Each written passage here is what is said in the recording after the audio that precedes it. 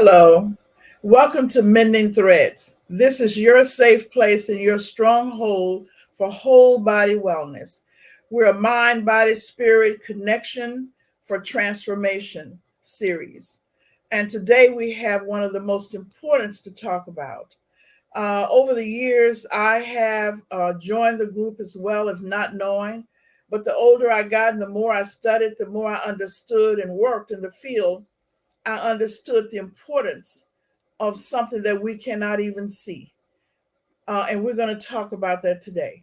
So I'm going to bring on my co host and physician in the area of Houston, Texas, and I could say virtually worldwide, Dr. Floyd Atkins. So I'd like to introduce to some and bring on for the others that join us, Dr. Floyd Atkins from the Center for Wellness and Healing. So I'm excited about the topic that we're going to have today because he doesn't even know that we've lined up partners that will even make this topic that we have more understandable for our community and for us. So Dr. Floyd, Dr. Atkins, can you talk with us? I love your topic today. So can you talk about this topic a little bit? How did you choose this circulate to percolate topic? Well, it's an important, I guess, theme I've been discussing for the last couple of months, and the topic I entitled it "You Have to Circulate to Percolate," or to percolate, you have to circulate. It doesn't matter which way you put it, but what that simply means is that you must maintain good blood flow throughout your body, throughout your life, because once blood flow decreases, that's when we start having health issues. We talk Mhm. about uh, different diseases, and all diseases process goes back to that idea of circulation. So if you have a decreased amount of circulation to your heart or your heart muscle, we call that cardiovascular disease. You need a cardiologist. If you have a decreased circulation to your legs and feet, we call it peripheral vascular disease, where the periphery of your body is not getting good circulation. Uh, and whether it's to your brain, then you have dementia, you have Alzheimer's, senile dementia when you have decreased circulation to your brain. I mean, even with sexual function, when men have decreased circulation to their sexual organs, they have erectile disorders and things like that. So you have to have that circulation to withstand everything. We talk about, I always use the theme of, it's the most important thing you do is what you pick up with your hand and put into your mouth. But even if you put it into your mouth and your body can't circulate those nutrients throughout the body to the tissues that are needed, then it doesn't do you a lot of good. So that's why we talk about exercise, and exercise being so important when it comes to health and wellness. You have to Mhm. keep moving. You have to keep it moving on every level. And that's whether you're walking, whether you're Mhm. eating, uh, whatever you do, you want to always maintain an active lifestyle. That's why being sedentary or sitting still is so detrimental to health, because you're not able to circulate, you're not able to percolate. And you're really right on target. Of course, I know you know that. It's because when you get up in the morning, when you gave me this topic, I said, I really know that this is so much to be true. Because, say, there are two things I want to say. When you get up in the morning, as you get older, you feel like a little rickety, rusty screw. And so Yes, when you move around, when you just start walking and the muscles, just give it about a few minutes. yes, There are two things that's gonna happen. Okay, that's gonna happen more. And one is you're gonna have to visit your other office, the restroom. yes, Okay, and then the other thing is the little ruckety risky, the rusty screw part becomes fluid, almost like somebody put oil on it. yes. Okay, and so those are two things. As I was sharing with a colleague, she was saying, Dr. Lewis, that topic you all are going to have this morning is so true. So we're talking about real stuff. Yes, yes. Uh, Again, I work with other colleagues, and we really talk about how important, circulation is. It's not only just, we think about circulation, we think about your heart, you think about your veins and your arteries, but there's Mhm. a bigger part of circulation called your microcirculation. Microcirculation is all the little tiny capillaries and the little tiny blood vessels that's the size of a thread that go through your body.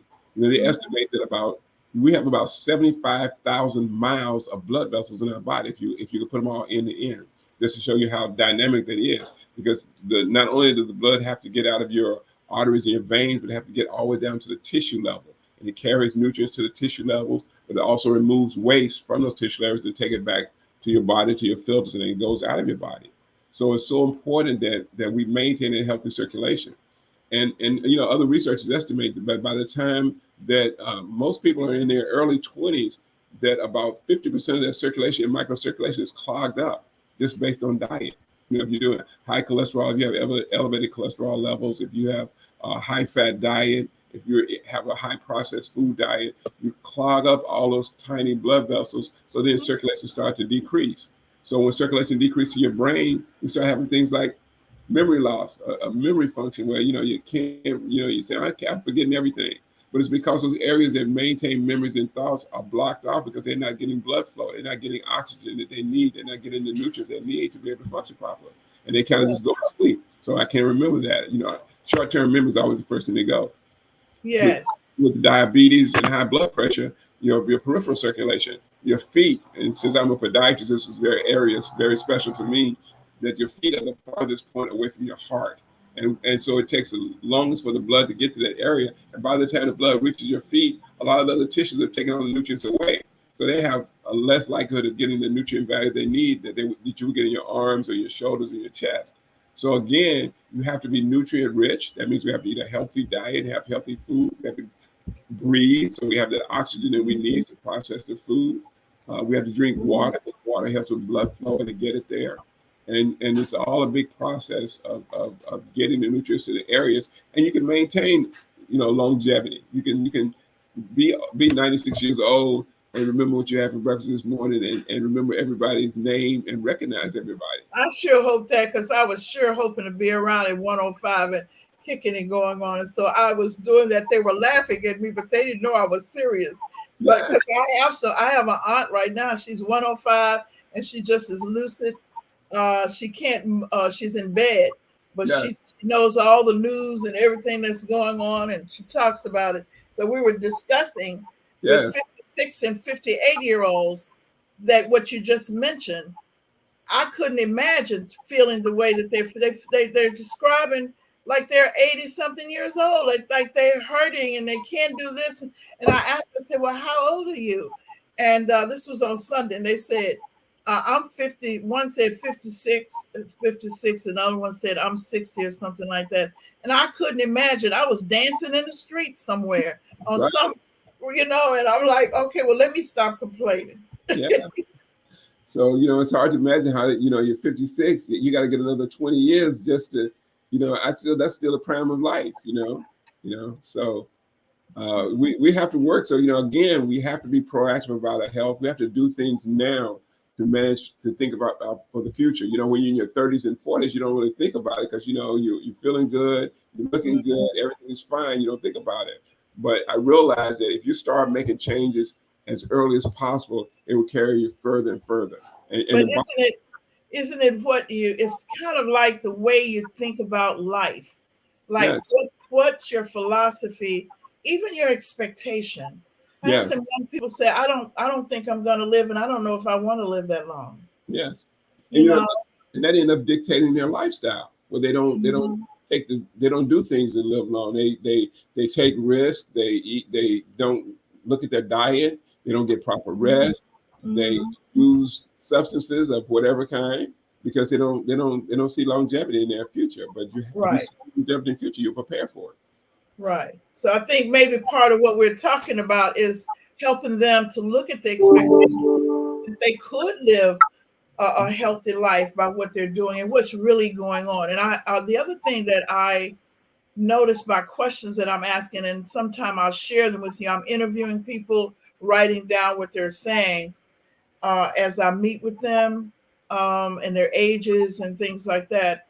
And it's like, when you're describing something, when they look at when you come on and talk about juicing and food and cleansing, they know it conceptually.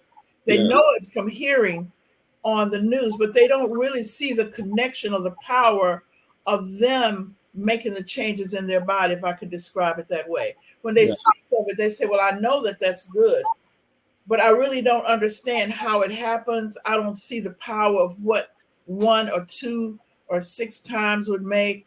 I don't see what goes on with the cell. I don't see how it goes through the body. I just hear people talk about it and it makes sense. Yes.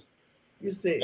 And it's and that's a challenge too, because most people, if they don't see it, they don't, it's not really true in their life. You know, if you see somebody sick and on a bed, then it gets to be true. They show how diabetes ravages your body. But the person who's on sick and you know, at end stage diabetes, they don't get a chance to see that person 20 years or 30 years before, when they were first diagnosed and they weren't taking care of their body or what their body was like. But if you were able to see, you know, what elevated blood sugar does, or you're able to see what elevated blood pressure does, then it will make a difference. But that's the biggest challenge, because they don't see how the nutrients, how when I eat a potato chip, how it's going to affect my body as opposed to how I eat a carrot and how it affects my body. So hopefully, I have a little short video I want to share with you today where people can get a concept. I wanted to share this one story to make it real as they're looking at it. Sure. And I did send this to some relatives. I hope that they'll be able to look at it. Yeah. So you spoke about seeing the person and then it becoming real. So I come from a family of real tall people. You know, the people when you go to the rural area and you see them with the big straw hats on, and they have, I'm giving you a visual image, and they have their boots on, and they're farmers and ranchers and things like that. So they're moving around and you see them lifting heavy things, and they just could do anything. And then you talk to them about food, but what they eat, they might have on their plate potato salad, corn on the cob, since they come from that area, hot sausage, steak. You know, they have all this stuff on their plate, and then they may still have sweet potato pie. So then when I became aware, I was trying to say something, but you know, they were like, you city girl, you know, you do this, we got to have something sustainable to work on the farm. You cannot eat that lettuce and go out there and do blah, blah, blah. So given the visual image, so I went back to a reunion, and three of those people, two of them had their legs amputated, and one of them was in a bed. This hurt my heart, and tears were rolling down my eyes because this could have been prevented. Since then, two of those people are deceased. Mm. You understand? And they died from diabetes. Okay, then. Okay. And so this is so real and true. So I'm asking, I don't want to depress the audience, but it is just so real to look at that when you say, when you see it, it is so real. Yeah. Some of them saw that. Okay. And then they have changed their lifestyles. Yeah. Others think that it's a figment, it's just something that people put together. It's really nothing, you know, that you need to pay attention to. Yeah. Okay. Yeah. Okay. And so I know what you're talking about is so important. You Yeah. see. Well, Mhm. that's why I think that programs like this, Mending Threads, and the other shows you do, is so important, because most people make those poor decisions because they don't have the knowledge, they don't have the information, they don't have the education to know that there are other options, there are other choices, or to see the connection. I call it the connection between diet and disease, connection between what you eat and how you live and how you exercise, how what your lifestyle is, because it all goes back to that. You know, I tell people diseases like cancer and high blood pressure, that they don't fall out of the air. Mhm. They're not, you know, they're not necessarily a genetic factor where, you know, oh, it's just in my gene, but my grandmama had it, so I'm gonna have it. I'm gonna have it too. But I just say, no, the reason you have some of those chronic illnesses is because you're eating at the same table your grandmother ate at. We're eating the same things. It's not, Uh-huh. if you have a genetic predisposition for a problem, you need Mhm. a trigger. And the trigger can be sugar. The trigger can be sodas. The trigger can be starches. There are so many triggers that will cause those genetic factors to express themselves. You know, so Mhm. just because you have a family history of diabetes doesn't mean you have to have diabetes. If you know that, then the changes you need to make, like don't include those triggers in your life, like excessive sugar. And Or even the idea of knowing if you have predisposition, even to the mental idea of owning it, to say it is my heredity. Soon yeah, as you do that, then you take your control. You leave the possibility of you doing anything about it and saying that you're helpless, or that I can't stop it, or I can't change my behavior. right. You see? And that goes back to the whole concept of what you do again, because of what I find out, it goes back to you have to change a person's thinking. You have to think differently, Change. because we can't change your thought process or the way you view things. It's very difficult to make that physical change because it always manifests here before That's right. in That's right. physical That's environment. right. That's So right. so And I'm you hoping. can tell because you'll begin, I call it lighter thinking. Yes, Everything it's something that you can when you write it down, you begin to think lighter in the future, in the present and in the future. So when you think about something, you don't think about the weight of something that you want or the heaviness or the your fulfillness is not that. yeah, Okay, not more. It is the pleasure of what you're doing at that time and thinking lighter about how you can be satisfied. So once you own it, yes. so I know I'm saying these words, but we'll have to let people experience it. Yeah, Mhm. so the lighter thinking, I think that's a good point, but explain that. So that means they're not thinking seriously or they're not thinking deeply about it when you say lighter thinking. Well, when I say lighter thinking, I mean that sometimes we have a preset thought about what fulfillment is when we eat or Hmm. when we desire food. Yes. And once what you said, it comes first own the belief. And I said that yes, we own the let's say if you're beginning to think about what you eat, you don't think about oxtails or whatever. Yeah. You might think about some lettuce, something maybe with some fish or something like that. Because soon as you change your thinking and you own your thinking, you do not preset the need for fulfillment changes to a lighter concept. Yeah. It's something about owning that, and you're now satisfied with less. Yeah. You go for more of nutrients and increasing your desirability in the taste Yeah. instead of the amount. Okay, instead of requiring a Yeah. lot of gravy or meat or whatever like that. Mhm. Mhm. So Yeah. that's what I mean, thinking lighter, Yeah. but thinking lighter in the other way as well. Mhm. Yes. Yes. And I think that's important. A lot of times when we work with patients, I have, you ask challenging questions to them when they say, well, I want to change my diet and I want to lose weight, I want to do these things. And my question is, are you willing to make lifestyle changes? I said, what do you mean? Are you willing to change some of the things you eat? Because you know that the things you've been eating has gotten you to the point where you are now. So we can't keep doing the same things we do. We're going to do something different.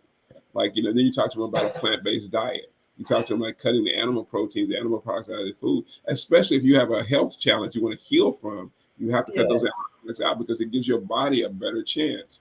And Mhm. not that well, I can't say I'm anti-animal products, but what happens is that it takes so much energy and so much for your body to digest, process animal proteins that you can't use that same energy for healing and rebuilding and replenishing, repairing and rejuvenating your body. And that's so important to be able to do those things. So Mhm. when you have a health challenge, whether it's diabetes, whether it's arthritis, whether it's just a simple just joint pains or headaches, it's things you have to do because when you have symptoms, they come from a place of what we pick up with our hands and put into our mouth, how we Mhm. exercise, what we smoke, what we drink, what we eat. All of those things are so important. I thought about you the other day. What's that? I bought me a watermelon. Ah, And, and I can live off watermelon, but I said, okay, so a watermelon and cantaloupe, I could go for it.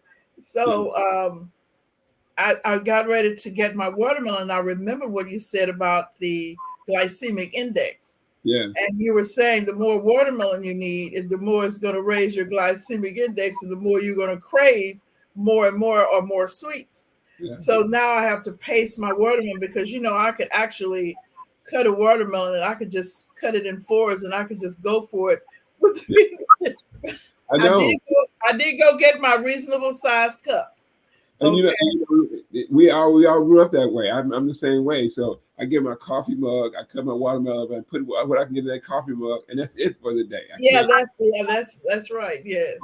and but you could, but easily a half a watermelon is nothing. Hey, that's nothing to go, especially just give me the center part of it. I just want that part. That's the only one I want. Yeah, we're gonna check your blood sugar after that one. I know that. I know that, but I'm trying to be real balanced right now, especially as the gray hairs are growing. Yes. Yes. Mhm.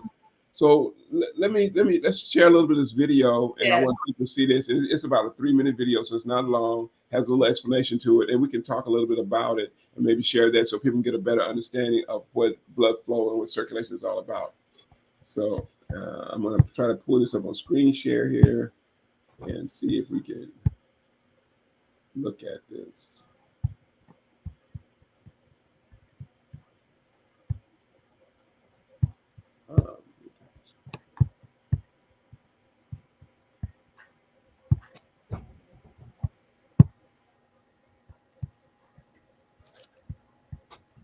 Um, let me see.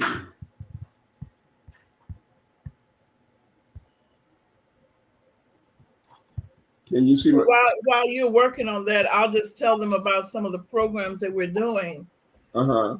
for wellness while you get that up on the screen. Just let me know when you're ready.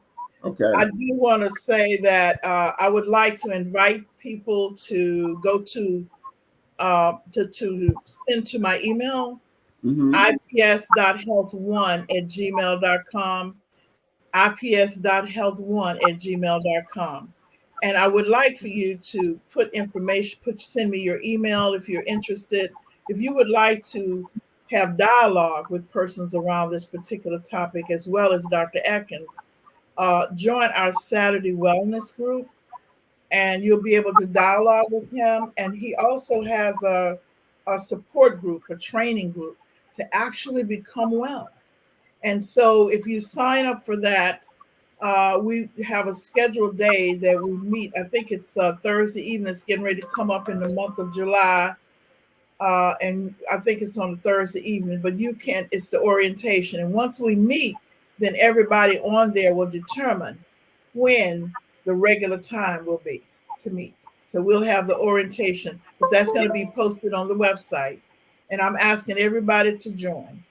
Okay, then. Can Okay, you so see my let's see screen? what we have here. Yes, I see the name of it. Okay. Well, I'll explain what that means, but we're gonna just take a few minutes and watch this video and Okay. about it. Does it work? Folks, femur stimulates muscles. How does it work? Folks, femur stimulates muscles. The pulse electromagnetic field from Beamer moves through the area being treated, stimulates the tissues and the cells that the pulse electromagnetic field interacts with.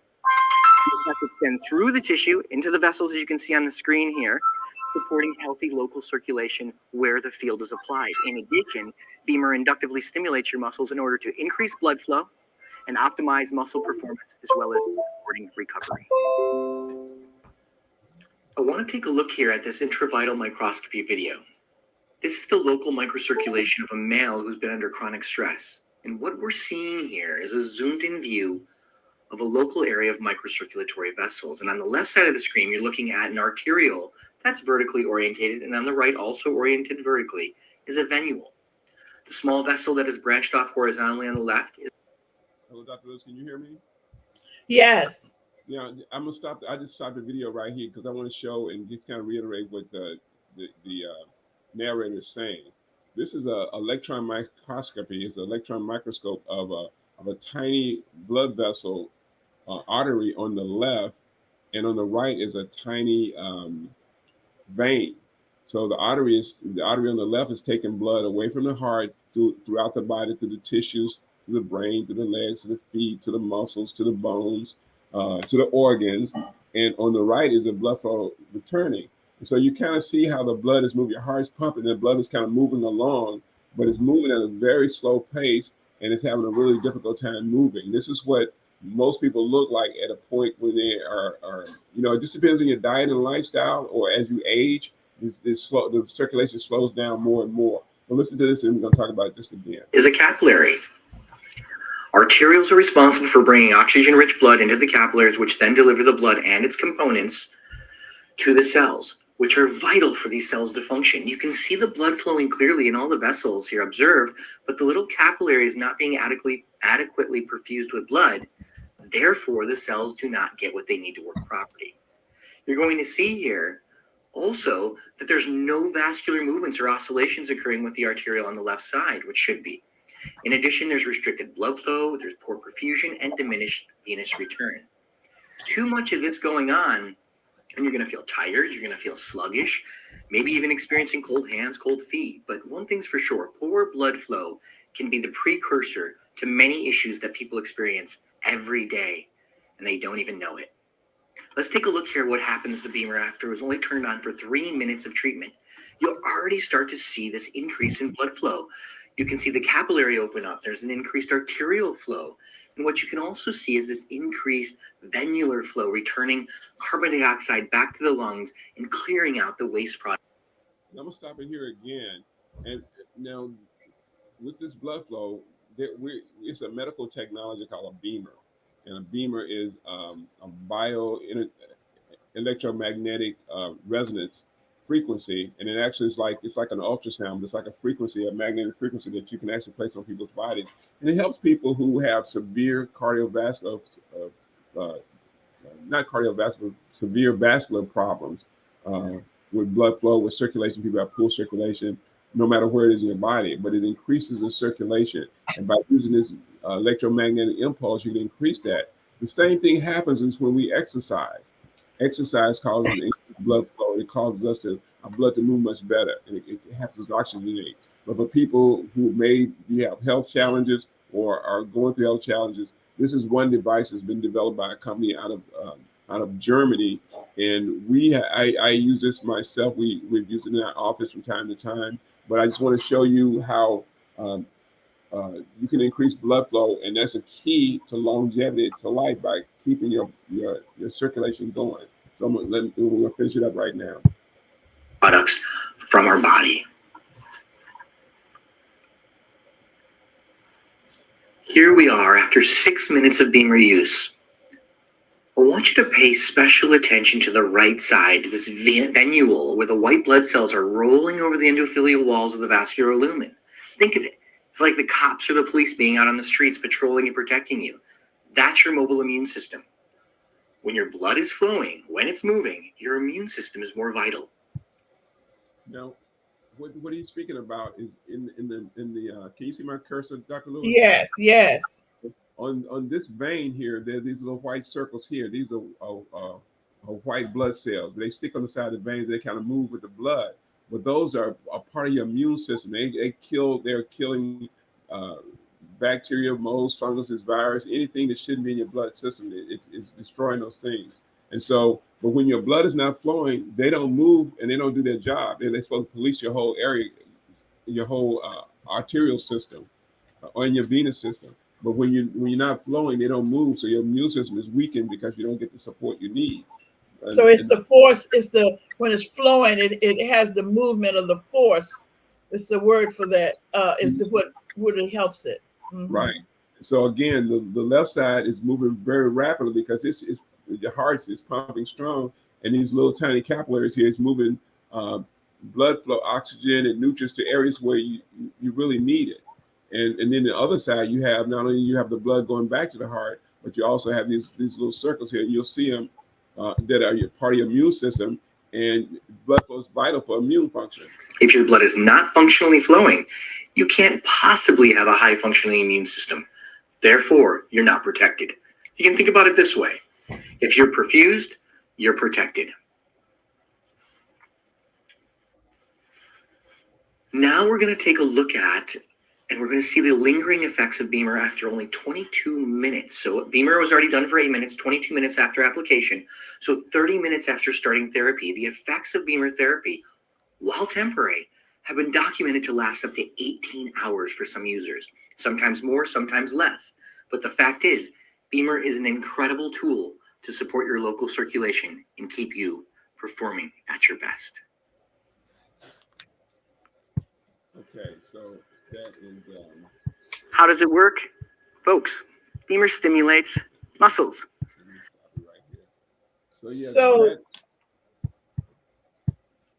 So then there's certain exercise, okay, so so that means then the body the cells are the nutrients. What you're saying is that when we eat, you talk about it. Talk about how to increase. Yes. When we eat the food, it goes through our digestive system. It is digested. Once it gets down to your intestine, it goes through your stomach. It gets broken down into micronutrients, into proteins, starches, sugars, and things like that. Then it gets absorbed into your bloodstream, right in your small intestine. A little bit in your large intestine, but mostly in your small intestines. And that's where it goes into your bloodstream. And then once it gets in your bloodstream, if we have a sedentary lifestyle, if we're not exercising, if we're not doing anything, it kind of hangs around there, but it's not able to circulate throughout your body. It's not able to get to your eyes. It's not able to get to your ears, because when people have hearing problems, if you have a decreased nutrient, and part of your ears are about nerves, eyes are about circulation, ears are about circulation, but those things are cut down, those organs, those things stop functioning. And so then if it's not able to get to your brain, what does get to your brain is sugar.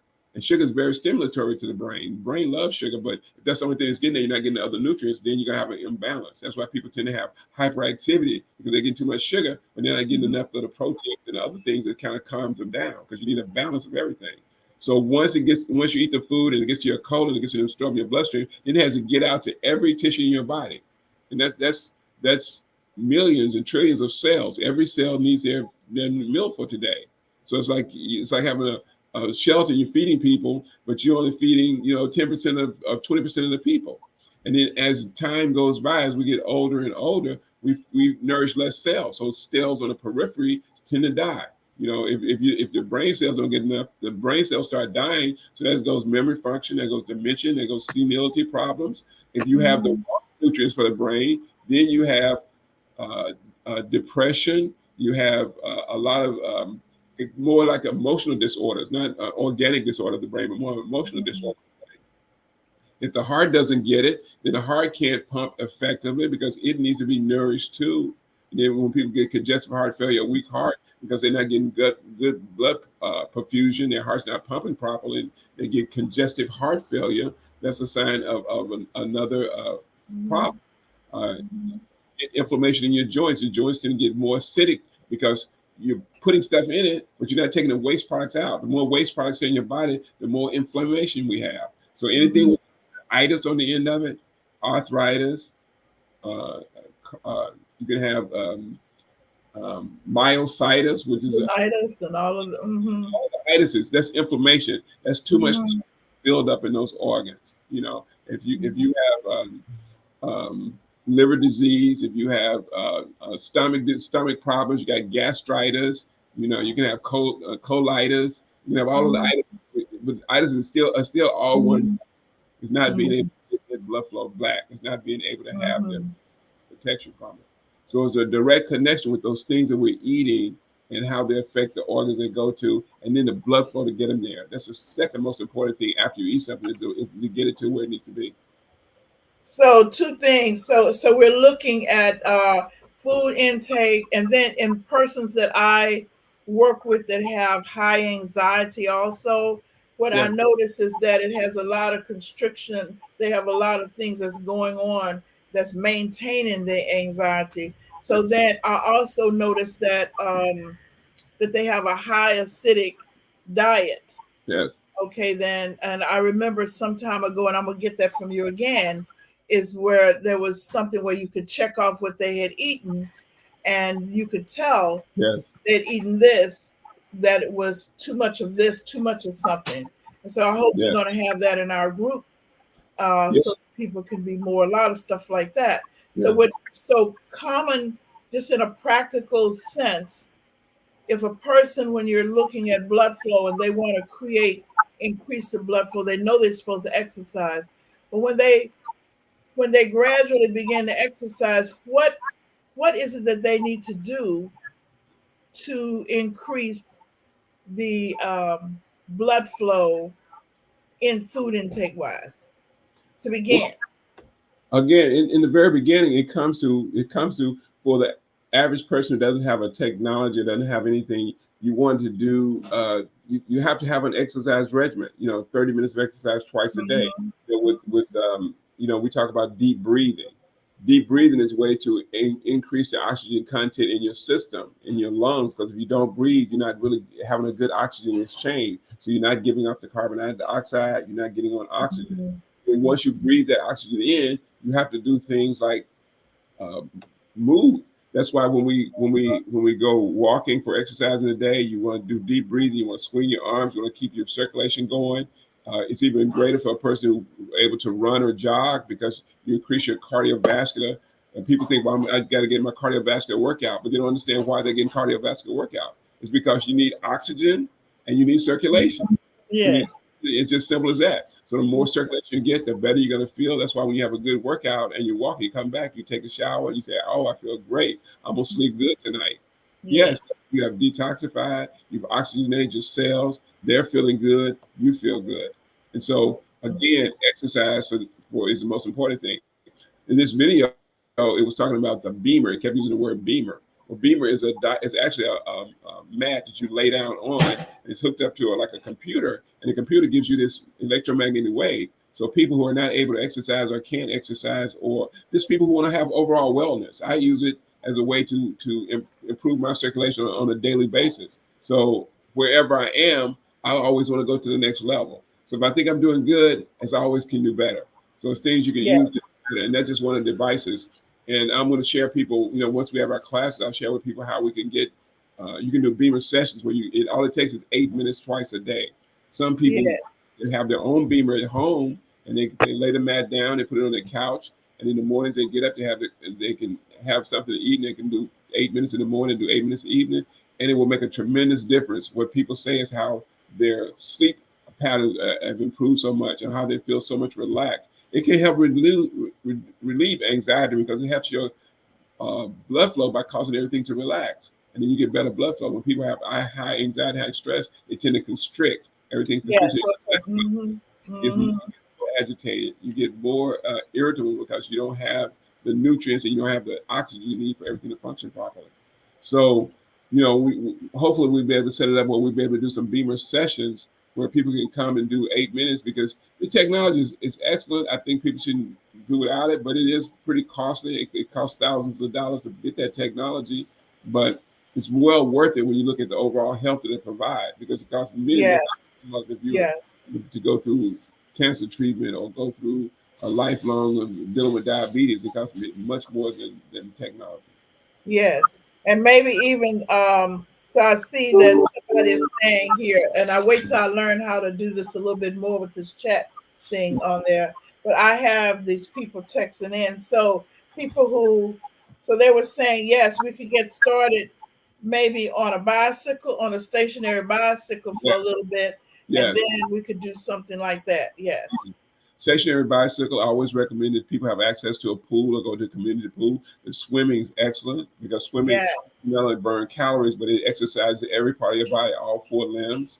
Water aerobics, water exercise is a great option for that, where you can, you don't have to swim, but you can do water walking, where you walk Water walking. every Yes. part of your body, back and forth across the pool. You don't have to go in the deep end. You don't have to be able to swim, but just go up to your Look, chin in the water. I signed up for because as I got older, I used to jump in the deep water, and I Uh-huh. don't think I can do that right now. I was like, look, that's just too deep. Yeah. It's like, but I said, let me walk on the other end. I Yes. found this nice little scuba diving shop, and Yeah. I said, I'm just coming over there to walk in the water. Yeah, and That's all you the want. water gives you buoyancy, so it's easier on your joints than being on the ground or land. Right, And you right. don't have to worry about tripping over tree roots or tripping over rocks in the That's what road. I'm talking about. I've But done that too. yes, you get the exercise. So that's a good option. Exercise bike is a great option, but doing the water exercises. And we also recommend people who love yoga. Yoga is a good way to increase circulation, but it's not only stretching, but you actually extend your body and you increase your circulation that way. So those kind of activities are a great way to do it on a regular basis to jumpstart that. And then you want to make sure you get the proper diet, because you don't want to circulate the wrong things. What do you think about increasing circulation with the tens? That they're giving seniors these tens units. Yes. And so, what are your thoughts about integrating that into the procedures? The persons who are having, I think two of them will be in your class that are having stiffness, um, and something else. I don't think that they have cancer. I think it's diabetes. Yeah. Mhm. Well, with the TENS unit, transcutaneous electrical nerve stimulation. It's basically like if people have joint pain or arthritis, rather than taking pain medication or anti-inflammatories, they try TENS unit because it's a non-invasive way of relieving pain. It kind of blocks the nerve sensation for pain. It has a minor effect when it comes to circulation, but more so for pain. So I think that's what they have it for. I see. With circulation, and then it focuses on a localized area. So if you have joint pain in your knees, you can put the TENS electrodes on your knee areas. You can put it on Mhm. an arm. It helps with muscle. I mean, stimulation. That if you have a fracture, a broken bone, or some degenerative problems, it helps those areas repair faster. They use TENS units when people have fractures, and they can put it on both sides of the fracture, and it helps because it increases circulation in the area, and so then it helps to heal faster. But for Mhm. health and wellness, you want to go a little further, but that's a start. That's a local uh, modality that will help with joint pain and circulation. Mm-hmm. Oh, very good, very good. So when we're talking food intake, so I'm trying to give them little steps and whatever, and then we'll summarize some steps that people could take, irrespective of what's going on with them, to get started, and then we'll tell them about what we're going to include in the class and everything. Yes, but until then, I want people to consider if you feel that you need to lose some pounds. Number one, if you feel that you want to make a transition in your diet and go more plant based. I know everything's a process. So some people who are meat eaters or animal protein eaters is a big jump to do that. But I tell people start off with before 12 noon. When you get up in the morning, have a liquid food. Have that smoothie, that green smoothie, that green drink, and don't eat any solid food to 12 noon. So you start the morning off rather than so you start the morning off having something like a salad at 12 with quinoa with some form of rice. You have beans and rice salad. You could have a bean taco, a bean burrito. There are different things you can do. But in the morning, have a smoothie. Get up and make a smoothie with high protein, like with the hemp seed, the flax seed. Maybe have three fruits like your pineapple, your mango, your maybe a little bit of banana. But Mhm. definitely berries, your blueberries, blackberries, strawberries. I like you to get them in season and make sure they're all organic because they're high in pesticides and have that in the morning. Can add a little organic almond milk. Organic almonds again high in pesticides, so you want to get an organic almond milk. Or if you don't want to do that, get a coconut milk so it doesn't have. Coconut milk. It doesn't 'Cause have. I find that almond milk is a little heavier for me, It, unless I'm using it in a smoothie. I prefer coconut milk to yeah, drink. and you can Mhm. put it that way and drink. And when I say that, people may drink it, they may drink 8 ounces, but you want to drink at least 16 to 24 ounces of that smoothie in the morning, and add at least a fourth of a cup to a half a cup per person of hemp seed, or and then maybe flaxseed or chia seed, because that's like the meat in it. That will keep you from not getting hungry during the rest of the day. If you have that, we like to use hemp seed, but because it really takes a place, it's really high protein. And then you want to add a couple of vegetables to it, like you do celery. You can do a spinach. A lot of people like that. We love kale. Kale is always good. And then add some cilantro, parsley in it too, because those are good diuretics. They help you eliminate. They help you circulate too. Rich in Mhm. minerals. Minerals again help alkalize you. So you see that I'm saying all of these things, but all these things work together. And so multifactorial. So one smoothie can do so much for you in the morning when it comes to Right. nutrition. And So then you I start. think maybe we're churning off all these things, and I know you talk about it. I think we probably next time need to do a grocery list, like a Yes, beginning grocery list, because I do know that if they use black beans, mushrooms, and rice, certain yes, rice, that it will help them during the day, yes, and then add all these other things in there because I know they're talking about sustaining in between. yes, But so those things have helped me as I yes, listen to you. Mhm. And also, it is helping me eat less and also lose weight.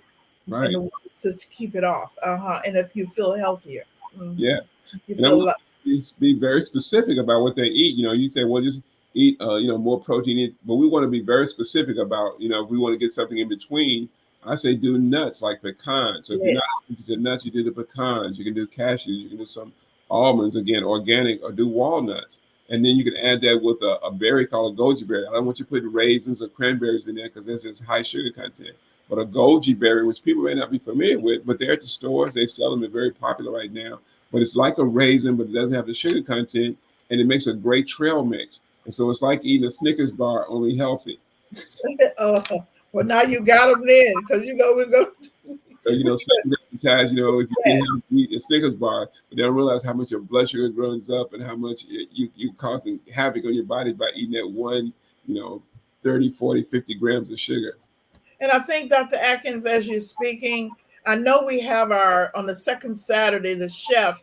I'm going to try to make sure the chef includes what you're saying. So Yeah. she can demonstrate the recipes for goji berries in there as a snack and make that, but also how you can add these things for a dish that's good.